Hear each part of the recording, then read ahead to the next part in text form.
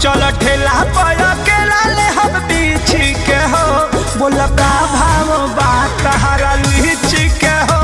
बोल का भाव बात हरा लीची। देखी दिमाग हमर ढील रहता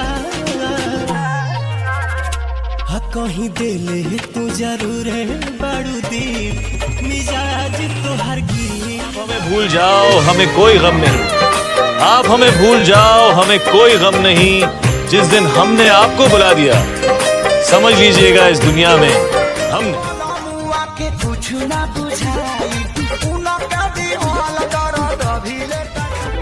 ऐसन रूपवा सजावल का होई जब देखी न के हो गौर से।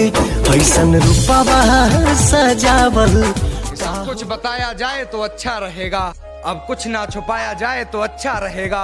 और अदालत सजी है तेरे मोहल्ले में तो कोई गिला नहीं, गवाह मेरे मोहल्ले से भी बुलाए जाए तो अच्छा। झूठे हवाई फायर मारत रहो हो, खाली टुकुर टुकुर यादों जिन्नी हारत रहो हो, खाली टुकुर टुकुर।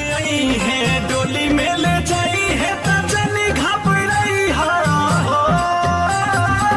क्रिया हमारे बाई यादऊ गोबो जानी लोड़ा बाबा हई है। नजर में तू